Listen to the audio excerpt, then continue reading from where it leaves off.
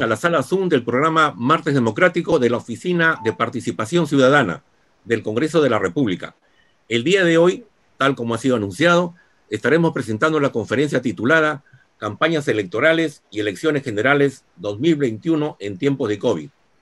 Y para dar las palabras de presentación del evento, se encuentra con nosotros el jefe de la Oficina de Participación Ciudadana, el señor Reinaldo Vargas Quispe, a quien invitamos a hacer uso de la palabra.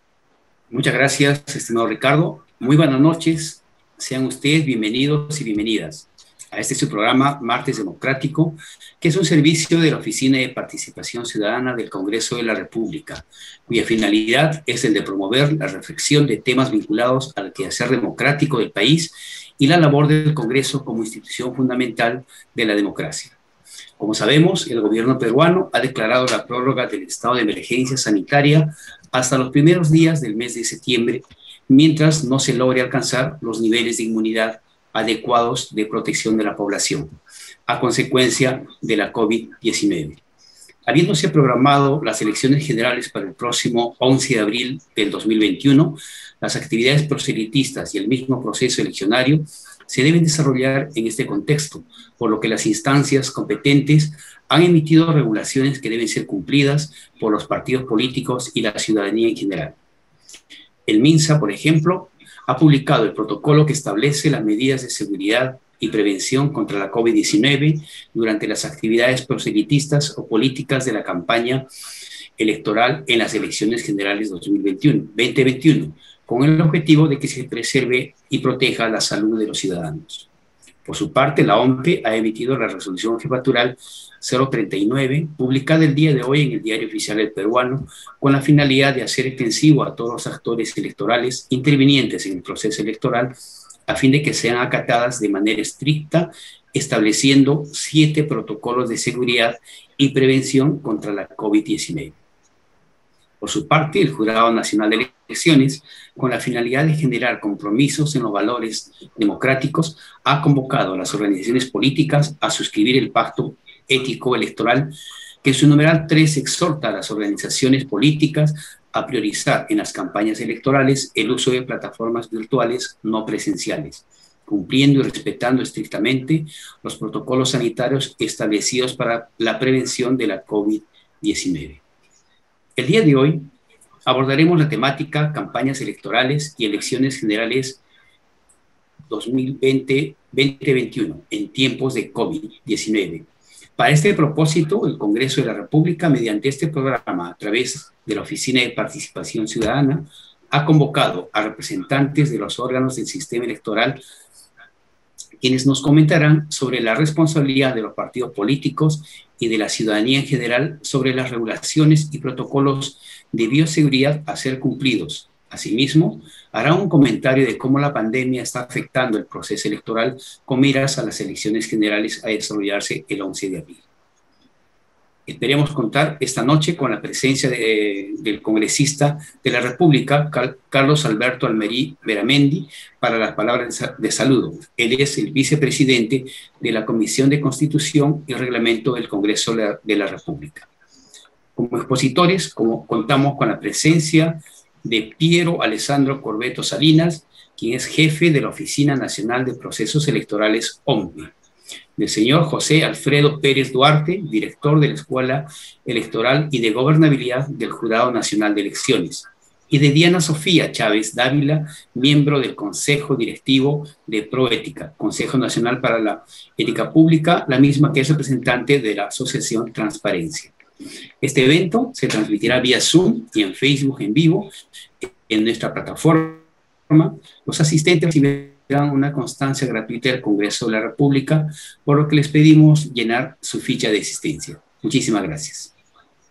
Agradecemos sus palabras. Habiendo escuchado las palabras del señor Vargas, nuestro primer expositor es el señor Piero Alessandro Corbeto Salinas, como ya acaba de decir el señor Vargas, jefe de la Oficina Nacional de Procesos Electorales, politólogo y comunicador social, doctor en Ciencias y Política y Gobierno de la Escuela de Gobierno y Políticas Públicas en la Pontificia Universidad Católica del Perú, a quien le doy el uso de la palabra. Adelante, doctor. Muchísimas gracias estimado Reinaldo Vargas, muchísimas gracias, señor Cayirgos. Un gusto verte, Diana, aunque sea de esta forma.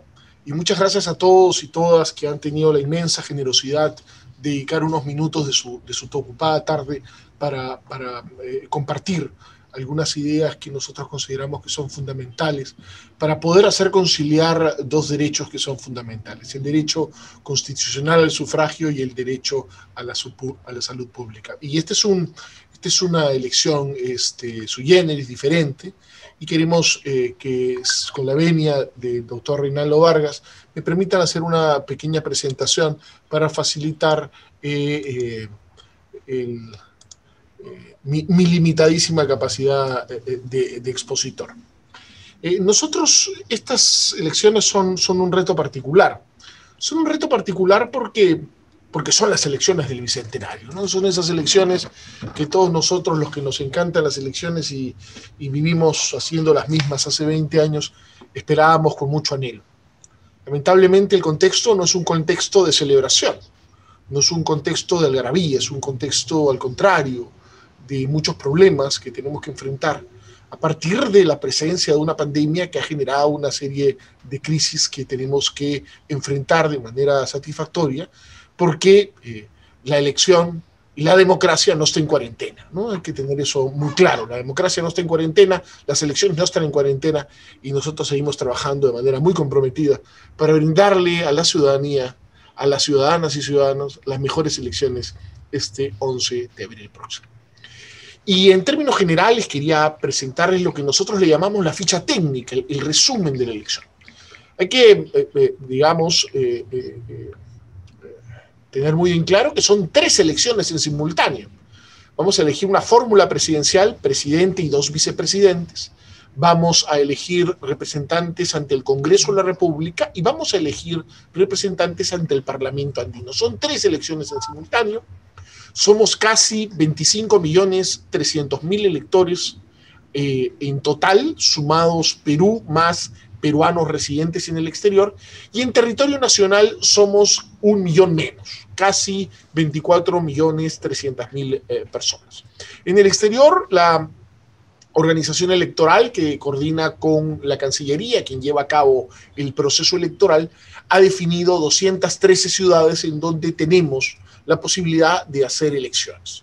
Esta organización, además, tiene un correlato en 13.062 locales de votación y 86.488 mesas de sufragio. Nosotros nos hemos organizado para llevar a cabo la elección con 94 DPs y 104 centros de cómputo. Es importante decir que nosotros estamos utilizando una organización que utilizábamos generalmente para elecciones regionales municipales para poder tener una elección más controlada ahora en una elección nacional, y estamos aumentando el número de centros de cómputo. Generalmente hay un centro de cómputo por oficina descentralizada. Y esto tiene como fin poder procesar datos, actas, de manera más rápida para que usted, ciudadano o ciudadana, pueda tener resultados antes. Esta elección nos ha exigido repensar el proceso electoral. Creo que hay que hacer una autocrítica de parte de OMPE. Generalmente nosotros hemos estado organizando el proceso electoral tomando en consideración lo que veníamos haciendo siempre. ¿No es verdad? Usábamos siempre los mismos locales, siempre la misma organización, crecíamos en número de mesas y locales de votación solo fundamentalmente a partir del crecimiento poblacional electoral, para decirlo de alguna manera. Pero teníamos además una mirada que era una mirada que nos mirábamos al ombligo. Hay que ser autocríticos, ¿no? O sea, estábamos enfocados en organizar un proceso electoral bajo los criterios de siempre, buscando muchas veces la comodidad de la organización electoral y no del ciudadano. Y nosotros tenemos que decir antes que nada que somos servidores públicos. Nosotros nos debemos a ustedes. Y es por eso es que ahora hemos repensado el proceso electoral tomando en consideración que somos servidores públicos, y en esa lógica de servicio público, ¿cómo podemos hacer para brindarle una mejor organización electoral conciliando esa mejor organización electoral con la protección sanitaria, con su derecho a la salud, para poder hacer unas elecciones exitosas, masivas, como estamos seguros que tendremos este 11 de abril próximo. Y es en esa línea de ideas que esta estrategia, que antes estaba construida en pocos locales, con muchas mesas y muchos electores, por eso a determinadas horas, estimados compatriotas, ustedes iban a los locales de votación y estaban reventando de gente, tenían problemas de flujo, de acceso, de salida, había mucha gente en colas, y era por eso, porque la lógica antigua era, vamos a usar pocos locales que tengan muchas mesas y muchos electores. Y eso facilita mucho la lógica de la organización electoral, pero no está pensado fundamentalmente en el ciudadano. Ahora nuestra lógica es diferente. Piensa en el ciudadano, por eso ahora, como pensamos en el ciudadano y pensando en el ciudadano, garantizamos su salud, generamos las condiciones para garantizar su salud, es que hoy día nuestra estrategia se construye sobre la base de muchos locales de votación con pocas mesas y pocos electores. Entonces hemos dado una vuelta de tuerca fundamental que nos va a permitir enfrentar de manera exitosa las elecciones del bicentenario. Ahora sí, ya. En esa línea de ideas, nosotros hemos construido 4 líneas de acción en esta estrategia de elecciones del bicentenario en pandemia. Primero, hemos aprobado 7 protocolos de seguridad en salud y prevención frente al COVID-19. Hemos trabajado 2 meses con equipos técnicos, 2 equipos técnicos de profesionales del MINSA, y el 2 de noviembre, en la ciudad de Iquitos, donde yo hacía un viaje de supervisión y rindiendo un homenaje a aquellos connacionales que perdieron la vida de manera trágica por el COVID-19, en esa ciudad, en Iquitos, azotada por el COVID, aprobamos la resolución jefatural que permitió estos 7 protocolos. El día de hoy, como bien planteaba nuestro anfitrión, el doctor Vargas, nosotros hemos hecho una actualización que tiene que ver fundamentalmente con temas menores, pero que incorpora 2 temas que son fundamentales. Primero, incorpora lo que vamos a ver más adelante como voto escalonado y además hace una precisión, regulando de diferente manera la temperatura. Antes podías entrar a un recinto electoral con 37 de temperatura. Hoy día vamos a poder entrar con 37.5 porque así lo ha regulado de una manera actual luego del 2 de noviembre de estos primeros 7 protocolos el Ministerio de Salud. Entonces tenemos un protocolo para cada actor electoral. No hemos hecho un protocolo para todos. Hemos hecho uno especial para cada uno.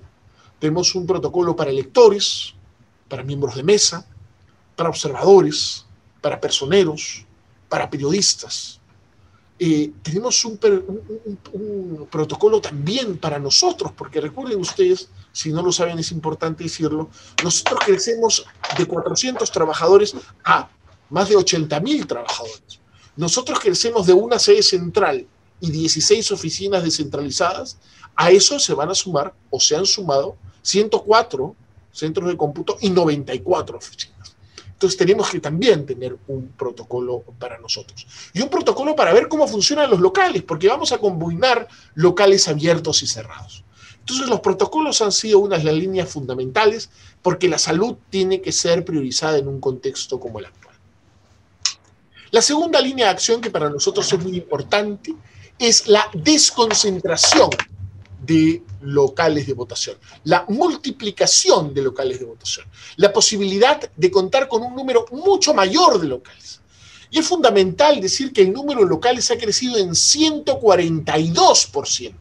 Nunca antes en la historia electoral peruana hemos podido utilizar un número de locales de votación como el que estamos haciendo hoy día. ¿Para qué? Para cuidar tu salud. Porque cuidando tu salud, vamos a cuidar la salud de tus seres queridos. Y es fundamental decirlo, nosotros hemos pasado de 5.300 locales de votación a 13.062 locales de votación. Eso quiere decir que nuestra lógica, que tenía pocos locales de votación, ahora tiene muchísimos locales de votación. 142% más de locales de votación. Y eso es un elemento que es fundamental porque no va a permitir organizar la elección como lo estamos haciendo, garantizando el distanciamiento social. Una tercera línea de acción que consideramos que es fundamental es el voto escalonado. ¿Qué ha pasado históricamente? Históricamente, es bueno que ustedes sepan que la ciudadanía se agolpaba a votar, seguramente luego de tomar un desayuno tranquilo y saliendo en familia, a partir de las 10, 10 y media de la mañana hasta la 1 de la tarde. Y ahí concentrábamos 12 millones de electores en 5.300 locales de votación. ¿Qué hemos hecho ahora? El Congreso de la República ha tomado la sana decisión de ampliar la jornada electoral era de 8 de la mañana a 4 de la tarde, ahora de 7 de la mañana a 7 de la noche. Entonces, ¿cómo le sacamos el jugo a esa jornada? ¿Cómo le sacamos el mejor provecho a esa jornada? ¿Cómo? Pudiendo ordenar a los ciudadanos a partir del último dígito de tu DNI, reservando una cápsula de seguridad, un tiempo especial para los que más riesgo tienen frente a una exposición del virus. Entonces, eso nos ha llevado ¿a qué? A que estas 12 horas nosotros las ordenamos y sugerimos, planteamos, recomendamos, pedimos que vayan a votar por franjas horarias. Entre las 7 de la mañana y las 9 de la mañana deben ir a votar las personas más vulnerables frente al virus. Adultos mayores, mujeres embarazadas, ciudadanas y ciudadanas con discapacidad, ciudadanos y ciudadanas con comorbilidades. De 7 a 9. ¿Y por qué de 7 a 9? Porque ese es el horario en donde vamos a garantizar que haya un menor flujo de personas y el local va a estar más limpio, más higienizado para resguardar de la mejor manera la salud de aquellos más vulnerables. Y de 9 de la mañana a 7 de la noche, nosotros recomendamos ir a votar por el último dígito de tu DNI. Si tu DNI acaba en 1, vas a votar entre las 9 de la mañana y las 10 de la mañana. Si acaba en 2, entre las 10 de la mañana y las 11 de la mañana, así hasta si acaba en 0, entre las 6 de la tarde y las 7 de la noche. ¿Y por qué va a ser eso importante? Porque yo les decía hace unos minutos que antes teníamos 12 millones de personas a una misma hora en 5.300 locales de votación. Hoy día vamos a tener como máximo 2.4 millones de personas distribuidos en 13.062 locales de votación.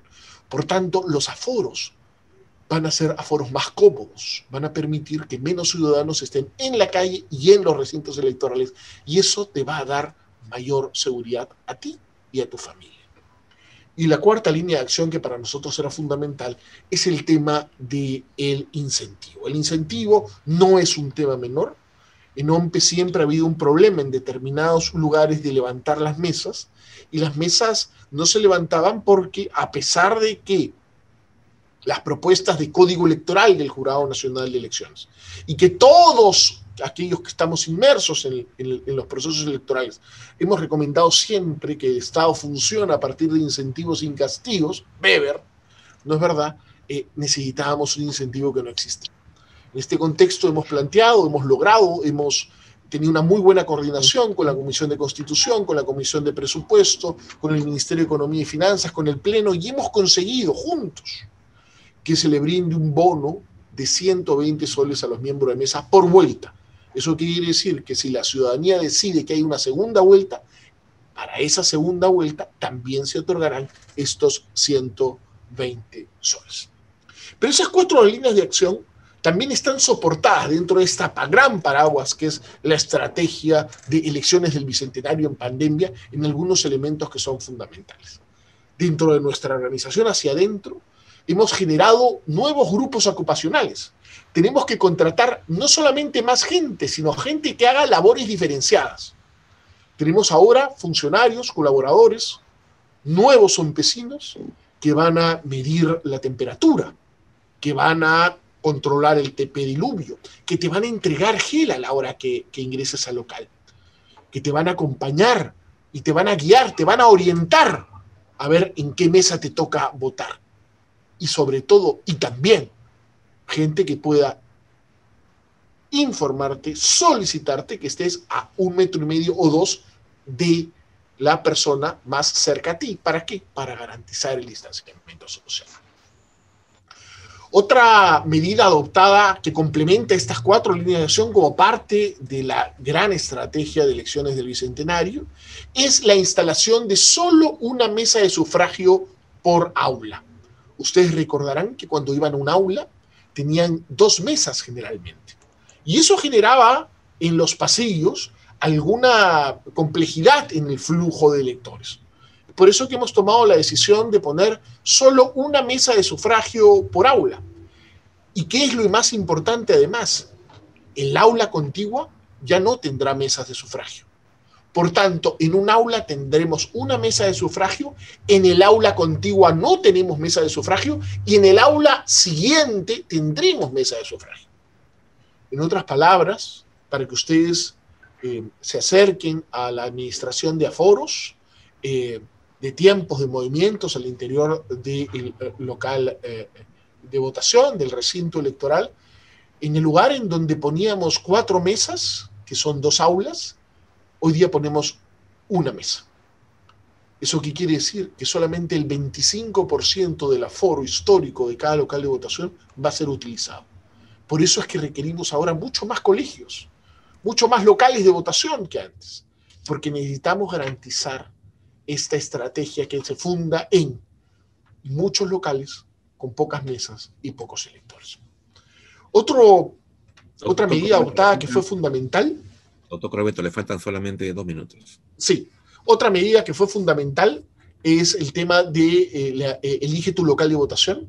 Por primera vez se hizo elige tu local de votación a todo el Perú, no solamente a Lima, Arequipa y Trujillo. Y además se permitió que gente de un distrito o una provincia puedan elegir un local de votación al interior de tu región, lo cual además ayudó a mucha gente que por recursos no pudo actualizar su dirección en el ante RENIEC. Y obviamente vamos a usar en cada aula, en cada mesa, vamos a usar doble cabina para que el flujo sea más rápido. Estas elecciones del Bicentenario, señores, estos son los protocolos definidos para cada actor electoral, son un lindo reto, pero es un reto que OMPE está asumiendo con profesionalismo, compromiso e integridad. Y juntos, con lo que nosotros hemos planificado y con el cumplimiento estricto de los protocolos, juntos tendremos este 11 de abril las elecciones del Bicentenario que nuestro país reclama. Muchísimas gracias por su tiempo. Gracias a usted, doctor Corbeto. A continuación le voy a alcanzar 3 preguntas, doctor, del público asistente virtualmente. Una de ellas es, ¿qué pasa si un elector llega tarde a la mesa de votación después de la hora? Otra es, ¿hasta qué punto van a permitir personeros? Y la otra es, si un joven acompaña al abuelo a votar, el acompañante no puede votar hasta el horario que han dispuesto. A ver. ¿Cómo no, señor? Comienzo por la última. Sí. Los adultos mayores, las personas más vulnerables, las señoras embarazadas, las personas con comorbilidades que requieran la asistencia de una persona, pueden ir acompañados de esa persona. Y si esa persona le toca votar en ese local de votación, va a poder votar en ese local de votación. Porque no podemos obligar a que la gente vaya 2 veces, no tendría ninguna lógica. Lo que nosotros queremos es que el ciudadano vote cómodo, vote seguro. Entonces, toda persona que tenga alguna comorbilidad, mujeres embarazadas, adultos mayores, personas con discapacidad, convocadas para estas 2 primeras horas, pueden ir acompañadas y sus acompañantes de votar en ese local va a poder votar sin ningún tipo de inconvenientes. Hay que decir además que la jornada electoral es de 7 a 7.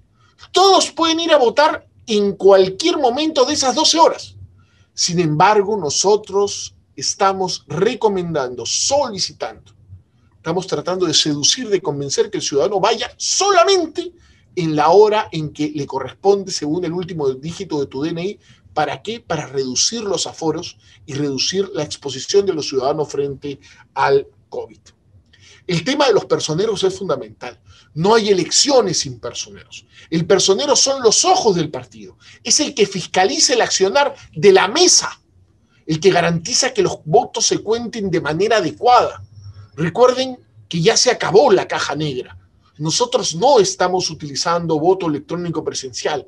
Ahora la votación es en físico y el escrutinio es en físico. Por tanto, todos los personeros estarán presentes al distanciamiento social que se requiere, con mascarillas como se requiere, porque nosotros tenemos un protocolo específicamente redactado para ellos, para que puedan cumplir con su labor, porque son los que deben fiscalizar el buen funcionamiento de la mesa de sufragio. Y respecto del tercer tema, los electores pueden llegar tarde en el momento en donde les ha correspondido llegar. Nosotros sugerimos que, por ejemplo, si eres una persona adulto mayor, votes entre las 7 de la mañana y las 9. Pero si el adulto mayor llega en el resto de la jornada electoral entre las 9 de la mañana y las 7 de la noche, siempre tendrá prioridad. Porque para nosotros, las personas más expuestas al virus tienen que tener prioridad siempre a lo largo de toda la jornada electoral. Si, por ejemplo, tu DNI acaba en 1 y te sugerimos votar entre las 9 de la mañana y las 10 y llegaste a las 11 porque tuviste un inconveniente, podrás votar. No va a haber ninguna limitación. Pero nosotros invocamos a la ciudadanía a que se comprometa con el voto escalonado, porque el voto escalonado es un elemento fundamental para garantizar que los aforos sean aforos reducidos en los locales de votación, para evitar aglomeraciones y para evitar que esas aglomeraciones puedan generar un mayor contacto ciudadano frente al virus. Esas serían las respuestas a esas preguntas, estimado doctor Calleros. Muchísimas gracias, doctor. Muy amable por sus palabras. Y siguiendo con la programación, a continuación escucharemos la exposición del señor José Alfredo Pérez Duarte, actual director de la Escuela Electoral y de Gobernabilidad del Jurado Nacional de Elecciones, doctor en Gobierno y Administración Pública, magíster en Cooperación Internacional y abogado por la Universidad de Lima. En estos últimos años ha adquirido experiencia en los temas vinculados a la gestión del cambio y transformación digital. Doctor Pérez Duarte, tiene usted el uso de la palabra. Muchísimas gracias a los organizadores por esta invitación.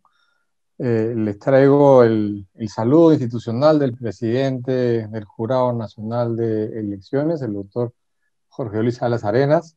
Yo con mucho gusto voy a compartir con ustedes algunas ideas. Voy a dividir esta exposición en 3 partes. La primera con algunas cuestiones más generales. Luego les voy a contar de algunos ejemplos de países en los cuales ya se han realizado elecciones, por lo tanto ya hay una experiencia en cuanto a campañas en tiempos de COVID. Y voy a cerrar esta exposición contándoles un poco lo que está haciendo el jurado y con las disposiciones del Ministerio de Salud en torno a las campañas. Bien, la COVID sin lugar a dudas es un reto no solamente a nivel sanitario, social, económico, sino fundamentalmente en lo que a nosotros respecta a nivel político y para la organización de los procesos electorales. Todos somos testigos de lo que vive el país de día a día en cuanto al sistema de salud, a lo que sufren los ciudadanos, a lo que sufrimos los ciudadanos a consecuencia de la pandemia, al gran daño económico. Pero yo quería reflexionar sobre el tema político, ¿no? Los partidos en campaña tienen el gran reto de adaptarse a esta nueva realidad, que es ganar votos en tiempos de pandemia, considerando sobre todo esta cultura muy latinoamericana, ¿no? Que es de hacer las campañas a nivel presencial, el abrazo, el beso, la muestra de cariño, el contacto. Pues bueno, eso no va a tener que pasar, ¿no?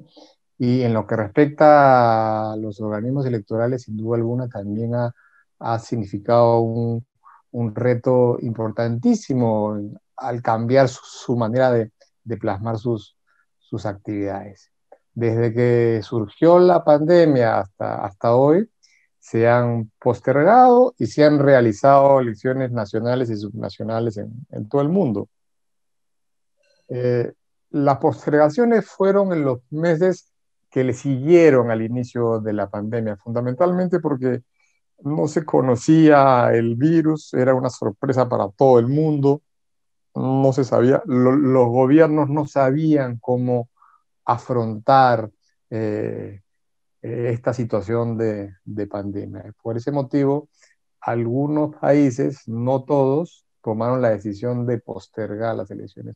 Hubo otro grupo importante de países liderado por Corea del Sur que tomó la decisión, no obstante el inicio de la pandemia, de realizar sus elecciones y las realizaron sin ningún inconveniente. Luego, con el correr de los meses, se ha normalizado esta situación y los países vienen realizando elecciones respetando los cronogramas establecidos porque ya hay experiencia que se va acumulando y se va sumando en todo el mundo. Ya hay ejemplos que podemos mirar, ¿no?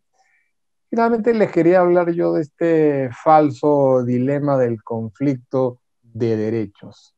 El derecho a la salud versus el derecho al voto, ¿no? Algunos dicen que como el derecho a la salud es más importante, se deberían de postergar las elecciones. Otros que el derecho al voto es igual o más importante. Ya lo dijo el profesor Joseph Thomson, esto es un falso dilema, es un falso conflicto, porque ambos son derechos constitucionales. Las elecciones generales del 2021 entonces se realizarán en un contexto de emergencia, en una situación de emergencia que afronta el país. Las autoridades del gobierno nacional a nivel sanitario han definido un conjunto de medidas restrictivas que sin duda alguna afectan no solamente a las instituciones del Ejecutivo, sino también a los organismos electorales, a los ciudadanos y, como yo les dije, a los partidos y a los candidatos. Considerando además que se han reportado pues, actividades de campaña que estarían o han vulnerado las normas sanitarias y han puesto en riesgo de mayor contagio con respecto al COVID-19. Hemos visto candidatos sin mascarilla, concentración de personas, situaciones que definitivamente no pueden repetirse y hay que tratar de evitar de cualquier forma, digamos, respetando la normatividad vigente. En ese sentido, las medidas restrictivas tienen que ver con la prohibición de actividades públicas, la prohibición de concentraciones, con el derecho a la circulación, con el distanciamiento físico, con el uso de mascarillas, eso a nivel general, digamos. Ahora vamos a mirar un poco qué es lo que ha pasado en otros países y vamos a terminar con una mirada al caso de Perú. Entonces, el Consejo de Estado aquí en el Perú, que está conformado por el presidente de la República y los responsables de las instituciones más importantes del país, el día 18 de enero, invitó a los 3 organismos electorales, a sus representantes, a una reunión con motivo de las elecciones. En dicha reunión, por iniciativa del presidente del jurado, se recomendó que el Ministerio de Salud elabore un protocolo específico para las campañas electorales. ¿Y por qué? Porque el jurado, si bien tiene la función de fiscalización, de fiscalizar el proceso electoral, no tiene la potestad de regular las campañas con temas sanitarios. Nosotros somos expertos en temas electorales, pero no somos expertos en materia de salud, así que sin ninguna duda ese tema le compete al MINSA. Así, el 31 de enero del 2021, a través de la resolución ministerial 140, el MINSA aprobó la directiva sanitaria que se llama protocolo, que establece las medidas de seguridad y prevención contra la COVID-19 para las actividades de la campaña electoral en las elecciones generales 2021, de las cuales daremos unas cuantas pinceladas al cerrar esta presentación. Otra cosa, antes de pasar a los ejemplos que yo les quería dejar a su disposición, son aquellos documentos que nos pueden ilustrar en mayor detalle, con mayor profundidad, lo que implica realizar elecciones en tiempos de pandemia. Así yo les recomiendo los fascículos que sobre el tema ha implementado el Instituto Interamericano de Derechos Humanos de Costa Rica a través de CAPEL. Ahí les dejo el enlace. Luego, esta ya conocida guía para organizar elecciones en tiempos de pandemia, que la preparó la OEA. Dentro de los fascículos que les he comentado que elaboró CAPEL, hay uno en particular, ¿no? Que son elecciones en tiempos de pandemia, que sin duda alguna les será de mucha utilidad. También están los documentos diversos que sobre el tema tiene AIFES y los documentos diversos que sobre el tema tiene Idea Internacional. Son muchísimos, por eso que no los cito aquí. A la hora de yo establecer una mirada de cómo han sido las campañas y protocolos en tiempos de pandemia, me voy a guiar por dos cuestiones. Una, la ven ustedes ahí, son los protocolos sanitarios implementados. Esto se encuentra recogido en un fascículo de CAPEL, el enlace está ahí. Y el otro es por un seminario internacional que hicimos desde la Escuela Electoral y de Gobernabilidad del Jurado, en el cual muchos representantes de países compartieron con nosotros algunas reflexiones en cuanto a las campañas que se habían desarrollado en dichos lugares. En ese sentido, podría empezar comentándoles un poco el caso de Bolivia, ¿no? Allí el pasado 18 de octubre se realizaron elecciones presidenciales y parlamentarias con una participación cercana al 90% de un padrón superior a los 7 millones de electores. Fíjense ustedes la cantidad, el nivel importante de participación que tuvieron en Bolivia, ¿no? Fundamentalmente las medidas que se tomaron para la realización de la elección y de la campaña misma fue el incremento de locales de votación, la ampliación del horario de la votación, las restricciones de actividades comerciales, los horarios para la votación especiales se recomendaron horarios también escalonados, los miembros de mesa se eligieron entre 18 y 50 años, no más de 50 años, orientaciones a los electores fuera del recinto para que cuando el elector ingresara a su local de votación no esté buscando, ni esté perdido como pasa muchas veces, el uso obligatorio de mascarillas quirúrgicas. Estas medidas fueron adoptadas no para la campaña propiamente dicha, porque al igual que ocurre aquí, el órgano electoral en Bolivia, el Tribunal Electoral de Elecciones, no tiene la atribución de regular campañas en tiempos de pandemia, ¿no? Así que fue más que nada para el acto electoral. Igual hubieron inconvenientes, ahí la elección se postergó un par de veces porque en un principio se había programado muy cerca al inicio de la pandemia, que les he explicado. Luego con mayor tiempo, con el ejemplo de lo que había ocurrido en otros lugares, se pudo realizar. Hicieron un simulacro de votación, fruto del cual la sociedad civil tomó la decisión de elaborar un protocolo sanitario que fue compartido a toda la ciudadanía. Como crítica al organismo electoral, en Bolivia nada más hay uno, fue una ausencia de estrategia de comunicación. Es decir, el elector no estuvo informado de los protocolos, salvo muy cercano a la fecha de las elecciones, y eso les trajo inconvenientes a los bolivianos a la hora de votar. Luego aceptaron una medida, considero acertada, fue el aceptar los documentos nacionales de identificación que estuvieran vencidos, ¿no?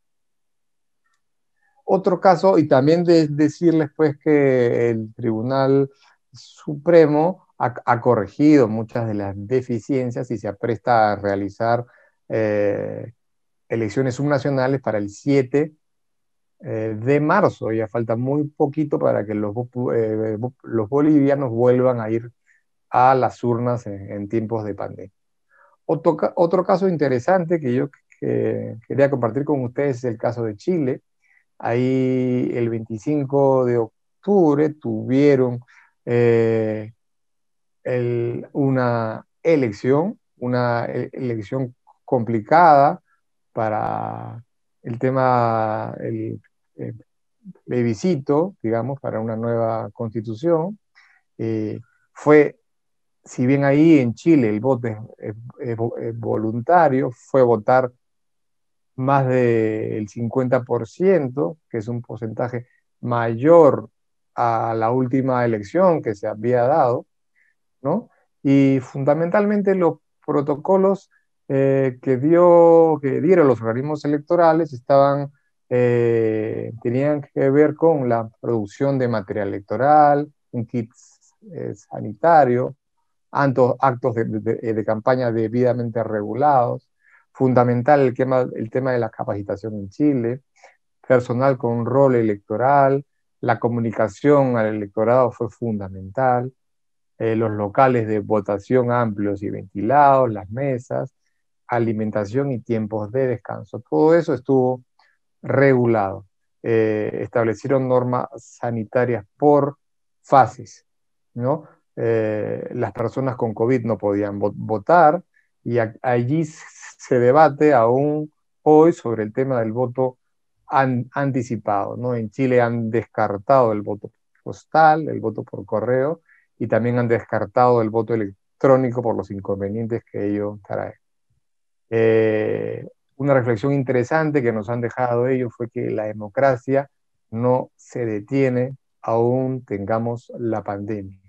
Hay que seguir votando, el ciudadano tiene que seguir participando, y en Chile se logró obtener una legitimidad tanto a nivel político, como ciudadano, como técnico, como sanitario y práctico. Como resultado de esto no hubo rebrote de COVID allí, y han establecido un mecanismo para que cualquier ciudadano pueda establecer denuncias.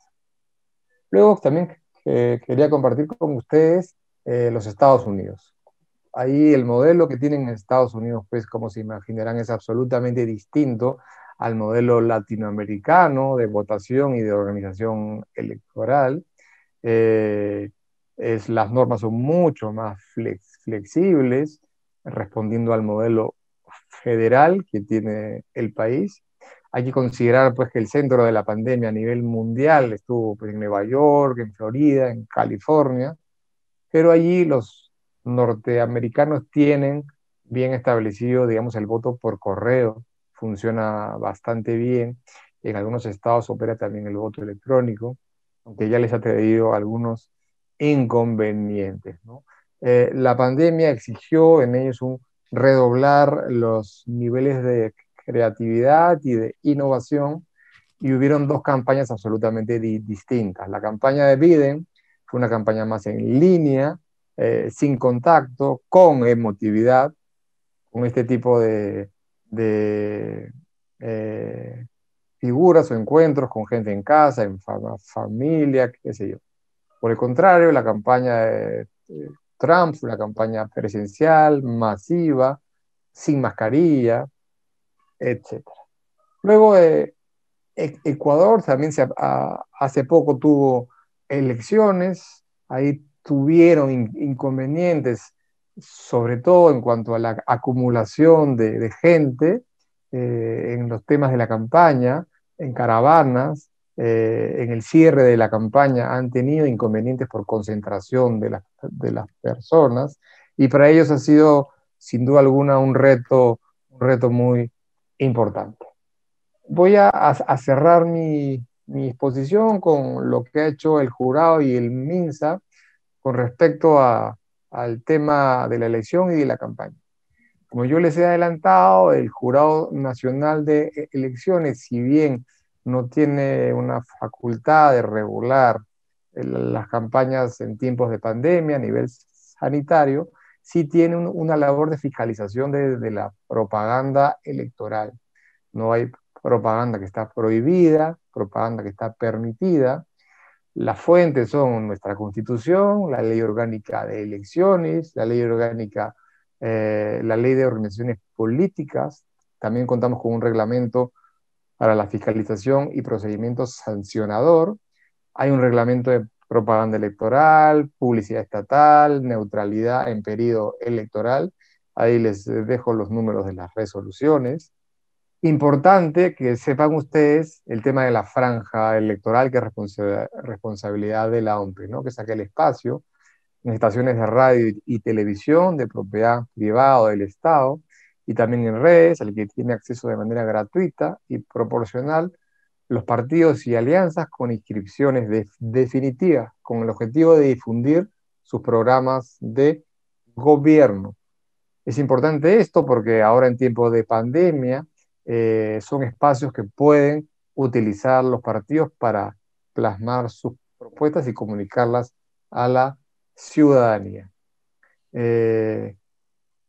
Decirles que la facultad sancionadora en el Perú para lo que tiene que ver con los partidos y candidatos y la ciudadanía en general que no cumpla con las normas que ha dictado el Ministerio de Salud, le compete a la Policía Nacional del Perú. En virtud al decreto legislativo 1458, la Policía Nacional del Perú posee la facultad de fiscalizar el cumplimiento de la legislación emitida en el marco de la emergencia nacional. El 4.2 dice que la Policía Nacional ostenta la potestad sancionadora para la aplicación de multas administrativas por el incumplimiento de la legislación. Y los castigos son graduales, no van de lo leve a las graves. Por ejemplo, salir más de una persona por familia es una multa de 5% de la OIT, circular por vía pública sin el pase laboral, 6% de la OIT, circular por la vía pública sin el pase vehicular de la OIT. Algunos ejemplos, ¿no? También está este Decreto Supremo 184 del 2020, de noviembre del año pasado, que fue ampliado hace poco, en el mes de... Encuentran suspendidos los desfiles, las fiestas patronales, actividades civiles, así como todo tipo de reunión, evento social, político, cultural u otro que implique concentración y aglomeración de personas que pongan en riesgo la salud pública. Estas son las normas que tienen que ver con la regulación, el control, la sanción de quienes incumplan este protocolo, cuyas principales ideas les dejo aquí. Les dejo el enlace para que ustedes puedan acceder a él. Se trata de la resolución número 140, que contiene la directiva sanitaria número 128, que contempla cierto tipo de regulaciones, ¿no? Que tienen que ver con el distanciamiento físico, con la higiene de manos, con el uso de mascarilla, con el uso de un escudo, careta facial, el tema de los personeros, etcétera, etcétera. El tema de la OMPE ya ha sido explicado, así que lo voy a pasar. Y creo que he respetado el tiempo que me dieron. Les dejo el correo electrónico de la escuela, la página web, y les agradezco mucho por su atención. Damos las gracias al doctor Pérez Duarte por su exposición. A continuación, vamos a dar lectura a las preguntas dirigidas a nuestro expositor. Dos son similares, doctor. Una es, soy tercer miembro de mesa en Cusco y por cuestiones laborales me encuentro en Lima. ¿Qué trámite puedo hacer ya que no podré viajar? La otra, que es en el mismo sentido, si se sigue prohibiendo los viajes al interior del país, ¿cómo podré votar si es que voto en otra provincia diferente a la que vivo? Esa podríamos decir que es una. La siguiente es de Luis Cipriano Yucra Rodríguez. El gobierno afirmó públicamente que iban a vacunar a todos los miembros de mesa y ahora dicen que ya no. Y la siguiente de la señora Soledad Mendoza Manchego, quién controla la tanda electoral en los medios? Adelante, doctor. Gracias. En cuanto a las personas que han sido elegidas miembros de mesa, ¿no? Tienen que entrar en comunicación con la OMPE, ¿no? Para pedir, solicitar la excusa respectiva, si es antes del día de las elecciones, ¿no? Si lo hacen después del 11 de abril, tienen que tramitar una dispensa con el Jurado Nacional de Elecciones. Entonces, hay dos formas: una excusa con la OMPE antes del proceso electoral y una dispensa con el jurado después del proceso electoral. El tema de las vacunas, lo que escuché al ministro Ugarte fue que efectivamente él no consideraba que el total de miembros de mesa iban a poder vacunarse antes del 11 de abril, sin embargo seguían siendo una prioridad y van a vacunar a la mayor cantidad que sea posible antes de esa fecha, entendiendo que por ser prioritarios, antes de una muy probable segunda vuelta, ya se tendría que tener a todos los miembros de mesa vacunados, ¿no? Y en cuanto a la tanda que dice la persona que consulta, se refiere a la franja electoral, ¿no? Este Claro. espacio de tiempo Sí, así es. que sí, que les comentaba que es potestad de la OMPE. Ahí les he dado las principales ideas. Está regulada, los tiempos están eh, especificados ahí y todos somos testigos ya de propaganda que corresponde a la franja electoral en radio y en televisión, ¿no?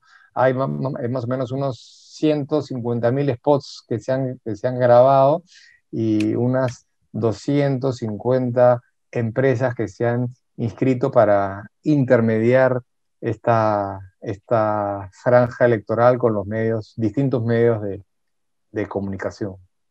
Hasta ahí sería mi Ya, respuesta, señor Ricardo. ya. Muchísimas gracias, doctor, por su respuesta y por su exposición. Muy amable. Le damos las gracias al doctor Gracias. Duarte. Gracias, doctor. A continuación, presentamos a la doctora Diana Sofía Chávez Dávila, miembro del Consejo Directivo del Consejo Nacional para la Ética Pública, Proética. Actualmente es miembro de la Asociación Civil Transparencia, en donde labora como coordinadora de proyectos desde el año 2012 en transparencia. Ha dirigido iniciativas de participación ciudadana, participación política de las mujeres y de monitoreo parlamentario, entre las cuales resalta el Observatorio de Desempeño Parlamentario. Con amplia experiencia en temas electorales y políticos, ha integrado misiones nacionales e internacionales de observación electoral en Venezuela, Pakistán y, por supuesto, en Perú. Adelante, doctora Chávez. Muchas gracias, estimado Ricardo, y muchas gracias también al área de participación ciudadana por habernos invitado a participar este día en este martes democrático. Algunos de los temas que yo tenía previsto tratar el día de hoy ya han sido tratados por las personas que me antecedieron, así que voy a hacer todo lo posible para no repetir y no cansarlos tampoco. De todos modos, sí me gustaría tratar un tema que trató José Alfredo hace unos minutos, que más que un conflicto, de lo que se trata ahora en estas elecciones, en un contexto tan complejo, tan difícil, de tanta vulnerabilidad, es de no un conflicto, sino de garantizar de forma complementaria el derecho al sufragio mientras se cuida la vida y la salud de las personas, especialmente con un especial énfasis de las personas vulnerables, en situación de vulnerabilidad. Y en este sentido, lo que corresponde, más que un conflicto de derecho, es hacer una armonización entre las normas electorales a la luz de las normas del sector salud, para adecuar o adaptar las prácticas políticas y la operación del proceso electoral y de las campañas electorales a nuestra nueva situación de convivencia.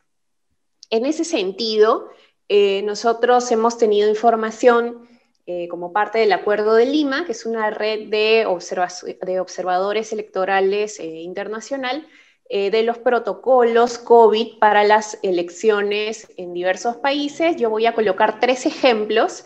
El primero es de las elecciones realizadas el año pasado en México. El Instituto Nacional Electoral, en este sentido, tuvo un protocolo que tuvo como prioridad evitar el contacto directo entre las personas, evitar que las personas vayan a votar acompañadas, salvo los casos en que los electores y las electoras requieren asistencia, como es el caso de las personas adultas mayores o las personas con algún tipo de discapacidad. De igual modo, por supuesto, hay muchísimo énfasis en el uso obligatorio de cubrebocas o mascarillas y de protectores faciales de forma complementaria. El primero, es decir, las mascarillas son obligatorias y los protectores faciales son opcionales, que es más o menos la misma situación que vamos a ver en otros países, y también es la misma situación que se produce en el Perú. De igual modo, hubo mucho énfasis en la desinfección permanente de espacios, en la higiene de manos. Solamente se permitió la presencia de 2 personas en cada mesa de sufragio y se impidió que las personas compartieran material electoral. Esto es algo que parece una pequeñez, pero en realidad es muy importante, porque esta es una de las formas en las que la gente se puede contagiar más fácilmente, ¿no? No solamente por las aglomeraciones en espacios, sino también al compartir y al utilizar los mismos materiales. Luego, para el caso de Ecuador, elecciones que se realizaron hace apenas unas semanas, en el aspecto de las campañas electorales se permitieron 2 tipos de actividades de campaña. La primera que se permitió fueron las caminatas, y hubo un detalle bastante interesante de cómo se realizaban las caminatas, como que eran una de las 2 actividades de campaña permitidas, ¿no? En primer lugar, se especificó que las actividades, las caminatas eran encabezadas por los candidatos, que tenían que realizarse con una distancia social de 2 metros, y se clasificaron las caminatas en 3 tipos, ¿no? Además, se especificó que tenían que ser unidireccionales, solamente de personas caminando en la misma dirección, no que estuvieran yendo y viniendo, que implicaran la restricción del tránsito vehicular. Y las caminatas podían ser como máximo de 200 personas, ¿no? Las más chicas eran de 100 personas, las de tipo B de 150, las de tipo A de 200, y el tipo de caminata que se iba a permitir dependía del tamaño o de la magnitud del distrito electoral, ¿no? En los distritos electorales con mayor cantidad de electores, los más grandes, digamos, tipo Lima, se permitirían caminatas de hasta 200 personas. Aún así estamos hablando de eventos, por supuesto, muy reducidos en términos de convocatoria, pero que igual estaban permitidos, ¿no? De igual modo, también se puso mucho énfasis en el uso obligatorio de mascarilla y en la higiene de manos. Se prohibió terminantemente la entrega de cualquier objeto como parte de la campaña. Acá, bueno, sabemos que es muy común entregar lapiceros, polos, gorritos, llaveros, calendarios, etcétera. Entonces, ningún objeto estaba permitido en las actividades de campaña de Ecuador.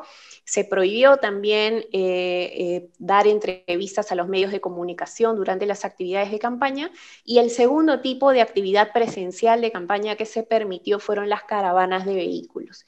Y en este caso, las caravanas de vehículos solamente podían ser de entre 20, las más pequeñas, hasta 50 vehículos, las más grandes. Así que, como vemos, de todos modos, si bien se permitían actividades presenciales, estas tenían que ser muy restringidas en cuanto a la cantidad máxima de personas que podían participar. En el caso de República Dominicana, igual para las elecciones generales extraordinarias del año pasado, tienen un protocolo bastante sencillo, bastante genérico también, que no distingue las funciones de implementadores, las funciones de los electores y electoras, o las facultades de los electores y electoras, ni de los candidatos y candidatas, pero que especifica varias acciones, como por ejemplo la desinfección de los recintos, la higiene de manos. Especifica que los miembros de mesa y los operarios del día de la elección van a recibir kits de higiene que constan de mascarillas, de toallas desinfectantes para los espacios comunes, y también de alcohol y de guantes. A diferencia de los otros casos, aquí sí hay material compartido, entonces sí hay lapiceros, bolígrafos, etcétera, para poder marcar las cédulas de votación, para poder firmar.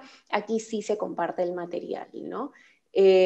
También se prevé una distancia social de 2 metros, y aquí recordemos que en el caso de México el ingreso de las personas era de 2 en 2, aquí el ingreso de electores y electoras es de 1 en 1. Y finalmente, en el caso de Perú, además, por supuesto, de las normas electorales y de la Ley de Organizaciones Políticas, tenemos la Resolución Ministerial 140-2021 del MINSA, que ya se ha mencionado anteriormente, que tiene como objetivo contribuir a la seguridad, a la salud de la población durante las actividades proselitistas o políticas de la campaña, mediante la implementación en este curso de medidas sanitarias. Tiene un ámbito de aplicación nacional, y además interpreta las restricciones que vayamos a tener de acuerdo a la clasificación de provincias, como de riesgo moderado, como de riesgo alto o de riesgo extremo. Y este es un factor bien interesante. ¿Por qué? Porque le da dinamismo a la norma y le da la posibilidad de ser interpretada de forma flexible en el tiempo. Tenemos normas que no tienen esta característica, que se dan en un momento y pueden devenir en obsoletas llegado algún momento posterior. En este caso, la resolución ministerial establece de plano que las normas se van a aplicar de acuerdo a la clasificación que tenga cada provincia. Y creo que este es un avance bien interesante, porque permite o ajustar o aflojar las medidas tan pronto como la circunstancia de algún distrito electoral a nivel de provincia vaya a cambiar, ¿no? Entonces, ¿qué es lo que dicta la Resolución Ministerial 140-2021? Igual, un distanciamiento no menor a 2 metros entre persona y persona, la higiene permanente de manos, uso de mascarilla, de protector facial, la priorización de medios no presenciales para que las organizaciones políticas hagan su comunicación, su propaganda, sus capacitaciones, sus reuniones de coordinación, sus actividades de campaña. Sobre todo, la prohibición de aglomeraciones o concentración de personas. También dispone el no desplazamiento de grandes equipos, sino solamente del candidato o la candidata. Recordemos que es muy común que cada candidato vaya con su portátil, ¿no? En este caso, la norma, por supuesto, muy conscientemente de esta situación, dice no, movilizan al candidato o a la candidata, en el caso, por ejemplo, de los candidatos presidenciales que tienen que trasladarse entre región y región, entre provincia y provincia. También, por supuesto, prohíbe las actividades presenciales en zonas de riesgo extremo. Las zonas de riesgo extremo van a ir variando a medida que el contagio suba o baje, o la mortalidad suba o baje en cada región. Sabemos que estas medidas van a ser adaptadas o van a ser modificadas cada 15 días, de acuerdo a lo que ha dicho la presidenta del Consejo de Ministros. De igual modo, para las actividades de campaña dispone el uso de mascarilla obligatorio durante todo el evento por parte de los candidatos y candidatas también. Y por supuesto, recomienda la no participación de casos positivos o sospechosos de contagio. De igual modo, prohíbe el consumo de alimentos o bebidas. Vivimos en un país en el que, muy aparte de todo este tema de la tradición gastronómica, del boom gastronómico, somos un país con una cultura que incluye muchísimo la comida, el compartir comida en todas nuestras actividades sociales, y por supuesto eso no excluye nuestras actividades políticas. Entonces es muy común, era muy común, que las actividades de campaña incluyan pachamancas, chicharronadas, polladas. Ahora está terminantemente prohibido.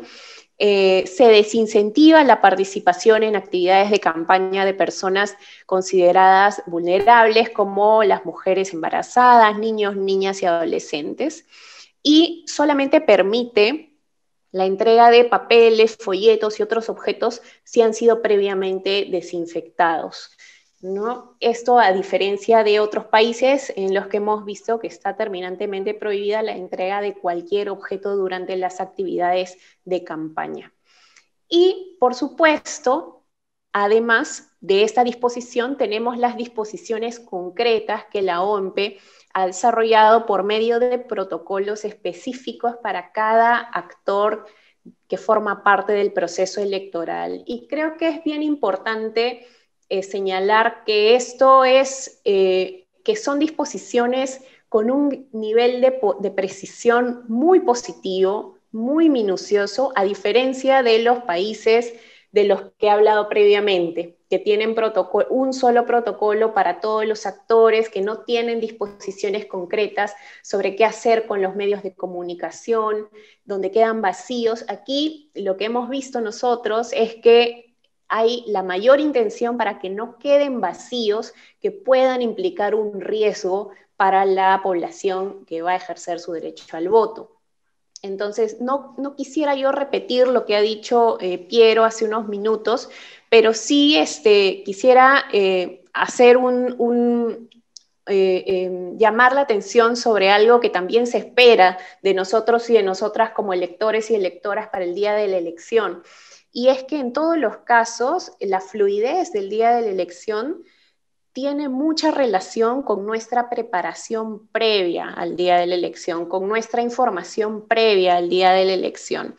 De esta forma, el Jurado Nacional de Elecciones pone a disposición plataformas como la de voto informado, para que la ciudadanía no dependa de la propaganda o de los carteles, que felizmente ya hay menos, para que la ciudadanía no esté conversando en la fila, preguntándose por quién va a votar, sino que hay recursos para informarse previamente sobre quiénes son los candidatos y las candidatas. Transparencia también tiene herramientas de las que les voy a hablar al final.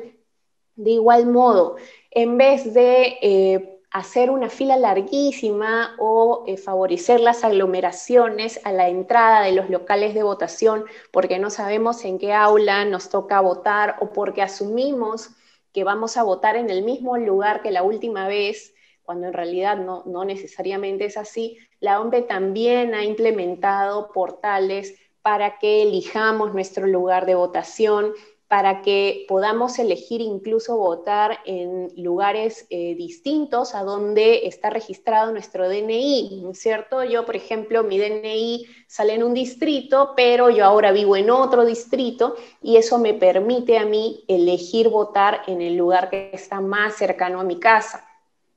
De igual modo, Se también pone mucho énfasis en la información por medios no presenciales, por redes sociales, por ejemplo, para que sepamos que hay turnos de votación que no son obligatorios, pero a los que deberíamos, quienes podemos, quienes tenemos la posibilidad de ir a votar en un horario cómodo, porque estamos cerca del lugar donde vamos a votar, sobre todo en los grandes centros urbanos, podamos hacer uso de este horario que se ha habilitado, ¿no?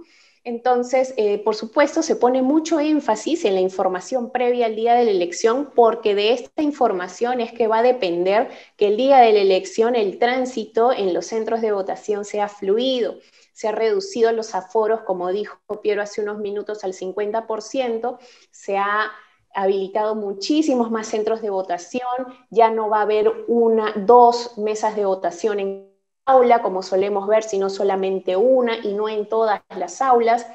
Se ha reducido al mínimo el material que pudiera infectarse, por eso las personas, los electores y las electoras tenemos que llevar nuestro propio lapicero para votar. Por supuesto, si no tiene su lapicero, igual habrá lapiceros que serán desinfectados por los miembros de mesa, pero es bueno que reduzcamos el riesgo al mínimo, teniendo conocimiento y conversando entre nosotros sobre qué cosas podemos hacer para reducir el riesgo de contagio, para cumplir con estas disposiciones que tienen como objetivo garantizar nuestro derecho al voto, también protegiendo nuestra vida y nuestra salud. Yo he colocado en este enlace también los protocolos de entrada, todos los protocolos de OMPE. Igual de todas maneras lo voy a dejar por si alguien los quisiera revisar más en detalle. Para los miembros de mesa también ha habido cambios. Es muy común, es una tradición en realidad, que el trabajo de los miembros de mesa es un trabajo en equipo, ¿no? No sé cuántos de ustedes habrán sido miembros de mesa antes o habrán podido presenciar el escrutinio, cuando se cuentan los votos, terminado el acto de votación, y es muy común que los miembros de mesa se queden hasta altas horas de la noche contando los votos, trabajando en equipo, interpretando el número, en el caso de los votos preferenciales, que sabemos que a veces los números no son fáciles de leer, haciendo cerros con las cédulas, agrupando los resultados, verificando uno que le pasa la cédula al otro para que verifique que lo que ha leído está bien. Entonces, nuestra tradición en el día de la elección y en la operación de la elección es de trabajo en equipo. Y esto, naturalmente, es un nuevo reto de las nuevas formas de socialización que nos está imponiendo la pandemia. Nos hemos restringido muchísimo en nuestro trato social, en nuestra forma de compartir o de vivir en sociedad, y esto naturalmente también va a afectar la forma en la que nos vamos a comportar el día de la elección. Entonces, los miembros de mesa, en este caso, ante estas nuevas reglas, con este nuevo protocolo, no van a tener contacto físico entre ellos, van a utilizar mascarilla y protector facial que les va a ser proporcionado por la OMPE, van a tener alcohol para desinfectar los DNIs, porque acordémonos que el DNI es tocado por al menos por dos de los miembros de mesa, ¿no es cierto? Nosotros cuando llegamos le entregamos nuestro DNI al presidente o presidenta de mesa para que verifique nuestra identidad y nos entregue la cédula de votación. Entonces, antes de recibir nuestro DNI, el presidente o presidenta de mesa lo que va a tener que hacer es desinfectarlo. Cuando nos lo devuelva, lo va a tener que desinfectar nuevamente. Y finalmente, después de que nosotros vayamos a votar, vamos a entregar, nos van a devolver nuestro DNI porque le han pegado el holograma, ¿no es cierto?, que prueba que nosotros hemos acudido a votar ese día. Allí nuevamente nuestro DNI será desinfectado. Finalmente, hay muy poco material que va a ser compartido o que va a ser tocado, digamos, por más de una persona. Uno de ellos, por supuesto, va a ser el DNI. Como les mencioné hace unos minutos, no vamos a andar compartiendo lapiceros porque se está incentivando a que nosotros llevemos nuestro propio lapicero.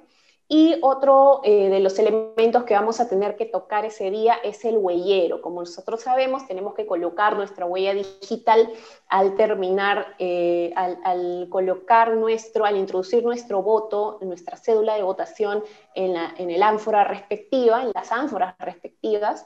Entonces ahí tenemos que firmar el padrón y colocar nuestra huella, ¿no? Ahí vamos a tocar el huellero. Y por supuesto hay un protocolo específico para los miembros de mesa que también he hipervinculado aquí. Piero habló del voto escalonado. Nuevamente, porque había varias preguntas sobre este tema en el chat, el voto escalonado no es obligatorio, pero está fuertemente motivado. Y creo que deberíamos ir en sintonía con esta motivación porque sabemos que los limeños al menos, y en varias regiones, a veces cometemos el error de dejar las cosas para el último momento. A veces cometemos el error de pensar que a la hora de almuerzo va a estar vacío y de pronto hay un tremendo tumulto a la hora del almuerzo y la gente se corre de la hora de instalación de la mesa, ¿no es cierto? En transparencia, una de las cosas que nos toca observar siempre es la hora en la que se instalan las mesas de votación. Y sabemos que si las mesas de votación no se instalan hasta determinada hora, lamentablemente esas mesas se caen, ¿no? Y cuando se caen quiere decir que las personas que votaban en esa mesa de votación no van a poder votar. Entonces, si las personas que estaban en la fila para ser miembros de mesa porque no llegaron los titulares ni los suplentes se andan escapando por allí para no integrarla, lamentablemente, si no se instala hasta mediodía, la mesa no se va a llegar a instalar del todo, y si alguien llega a votar a las 2 de la tarde, a las 3 de la tarde, ya no lo va a poder hacer. Entonces se incentiva muchísimo, primero, instalar las mesas temprano. Para eso está este incentivo económico para los miembros de mesa, por el que se ha peleado muchos años, y felizmente por fin es una realidad. Y por eso se hace el voto escalonado. El voto escalonado sigue una lógica, una estrategia que es conocida como la estrategia de cohortes. Los cohortes son grupos, en este caso son grupos determinados de acuerdo al último dígito de nuestro DNI. Se ha adoptado la estrategia de cohortes durante la pandemia para diversas cosas. Uno de los casos exitosos de la adopción de la estrategia de cohortes ha sido, por ejemplo, para la asistencia de clases presenciales en los colegios en Nueva Zelanda, y en este sentido se han establecido varios grupos de votación. Entonces, aquí vemos que las personas vulnerables, como las personas embarazadas, adultos mayores, personas con discapacidad. Ya termino, no se preocupe. Van a estar yendo a votar entre las 7 y las 9 de la mañana, y todas las demás personas vamos a tener un turno de acuerdo al último dígito de nuestro DNI. Mi DNI termina en 6, por ejemplo, quiere decir que yo tendré que ir a votar, o se me sugiere ir a votar entre las 2 y las 3 de la tarde. Si siguiéramos todos este procedimiento, el tránsito dentro de los locales de votación debería ser fluido. Así que creo que lo responsable como electores y como electoras es hacer lo posible para poder adoptar esta estrategia de voto escalonado. Por supuesto, luego hay una serie de protocolos más para el sufragio, para los personeros y personeras, para la observación electoral. Nosotros, en Transparencia, tenemos nuestro propio protocolo para los observadores y observadoras electorales. Tenemos 2 modalidades de observación de las elecciones, una presencial, otra no presencial, para personas que son menores de edad o se encuentran en grupos de riesgo. También estamos desarrollando capacitaciones obligatorias en bioseguridad con una ingeniera sanitaria para todos los voluntarios y voluntarias. Y finalmente, y esto es una gran diferencia con respecto a los demás países, tenemos en las elecciones actuales un protocolo para periodistas. ¿Por qué es importante? Acordémonos de los grandes tumultos que se causan al ir a votar, porque hay grandes grupos de medios de comunicación que persiguen a los candidatos para dar testimonio de cuando van a emitir su voto. Esto ya no va a estar permitido. Y finalmente, quiero terminar haciéndoles un recuerdo de nuestros recursos para que puedan consultar nuestras plataformas de candidatos y candidatas al Congreso de la República, que es Decide Bien Congresal, y nuestro comparador de planes de gobierno para que podamos conocer las propuestas en casi 20 temas de los planes de gobierno de todos los partidos políticos que están en competencia. Todos están en nuestra página web, que es transparencia.org.pe, y pueden acceder a más información en nuestras diversas redes sociales. Estamos en TikTok, en Twitter, en Instagram y en Facebook. Muchas gracias por su atención. A usted las gracias, doctora. Felicitando a nuestros 3 expositores por sus brillantes exposiciones, gracias por su asistencia a este evento. Anuncio a los señores participantes que ya se encuentra con nosotros el señor congresista Carlos Alberto Almerí Beramendi, quien nos ofrecerá sus palabras respecto a la realización de este evento. Adelante, señor congresista. Muy buenas noches. Ante todo, quiero expresarle mis disculpas porque estoy en la semana de representación. Hoy día me tocó estar en el megaproyecto que es acá en el puerto de Chancay, y realmente, bueno, se dilató la hora un poquito y ya entré cuando ya estaba exponiendo el señor Corbeto Salinas. En primer lugar, darle las gracias a los organizadores de la Oficina de Participación Ciudadana, al señor Reinaldo Vargas Quispe, ¿no?, quien ha tenido la gentileza, yo en mi calidad de vicepresidente de la Comisión de Constitución, agradezco, ¿no?, esta deferencia, y quiero en primer lugar, ¿no?, señalar que este tema de las campañas electorales y elecciones generales en tiempos de COVID es un tema sui generis, que digamos jamás se pensó en los casi ya 200 años de la República tener una situación similar. Y en ese sentido, el esfuerzo que está realizando la Oficina de Participación Ciudadana es loable, y esto es meritorio. Tenemos una situación muy difícil y en realidad, yo soy honesto, alguna vez he dicho en este congreso, que es mi segundo congreso, yo soy un parlamentario reelecto, bueno, después de 14 años, y en verdad que es muy difícil la situación que se ha presentado para el país, y no sabemos realmente cómo vamos a estar al día 11 de abril. He sido un poco escéptico en cuanto a que se puedan llevar a cabo las elecciones, pero es el consenso general, creo, de todas las instituciones del Estado y las fuerzas políticas del país poder realizar estas elecciones. Y en ese sentido, este programa que se ha hecho el día de hoy es hay que saludar y agradecer.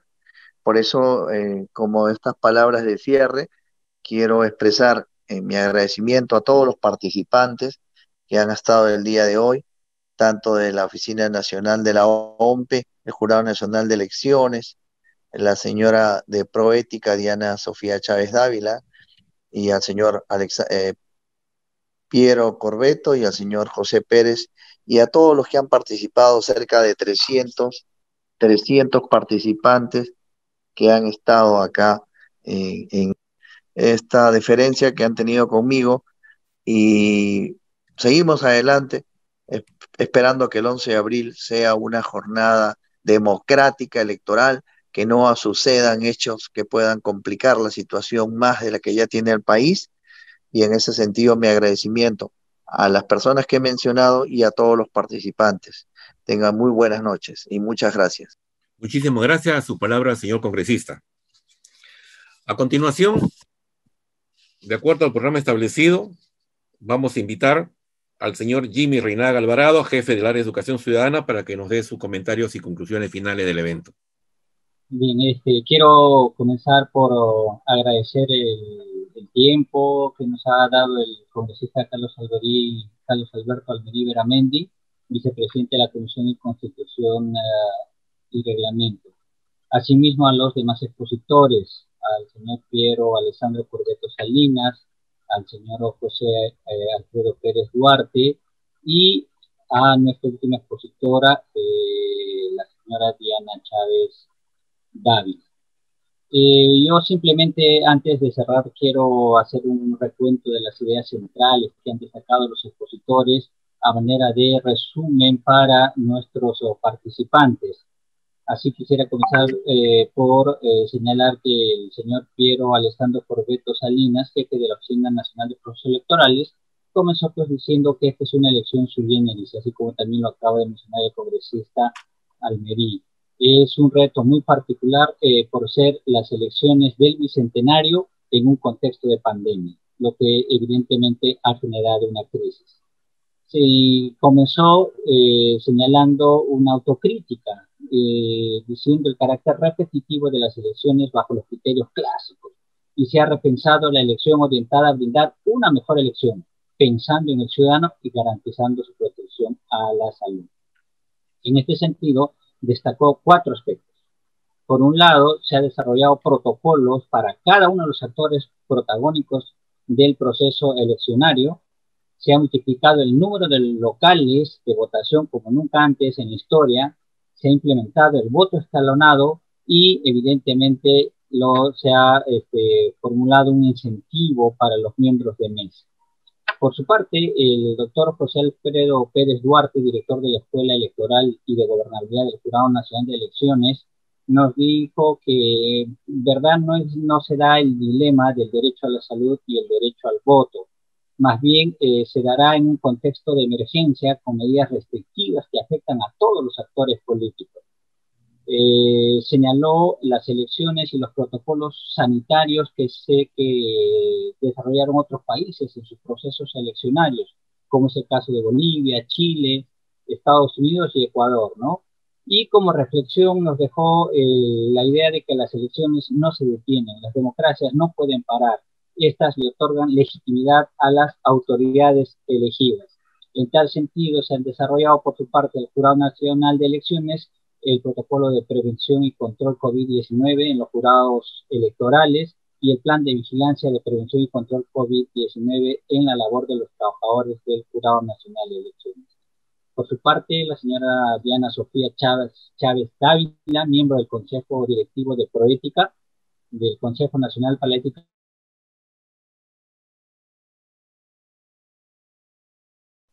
de armonizar el proceso electoral con los protocolos que se diseñaron para la pandemia.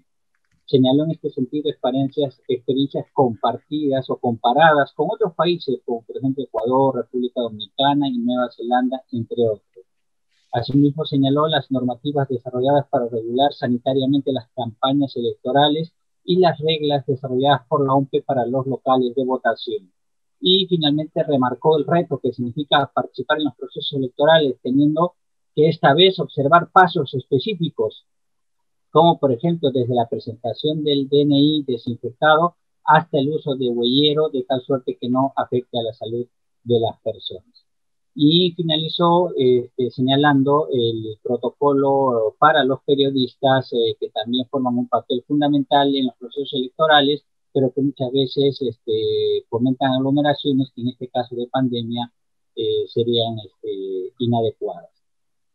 Yo creo que el tema da para mucho más, sin embargo las exposiciones han esclarecido muchísimo, nuestros participantes están muy contentos, sé que han quedado muchísimas preguntas en el tintero, algunas, un proceso electoral tiene muchísimas aristas, desde las reglamentarias hasta las operativas, y bueno, pues yo entiendo que estamos en una de las primeras jornadas referidas a los procesos electorales. Tenemos todavía algunos meses por delante y quizás una segunda vuelta en ciernes y abordaremos temas más específicos mirando las preguntas y las inquietudes de nuestros participantes. Señores expositores, a nombre del Congreso de la República, a nombre de la tercera vicepresidencia del Congreso de la República, a nombre de la Oficina de Participación Ciudadana y del área de Educación Ciudadana que jefaturo, Les agradezco nuevamente vuestra participación y a los ciudadanos también les recalco y les agradezco su tiempo por habernos escuchado. Sin duda esto redunda en ciudadanía, en democracia y en mejor participación ciudadana. Muchísimas gracias. Buenas noches.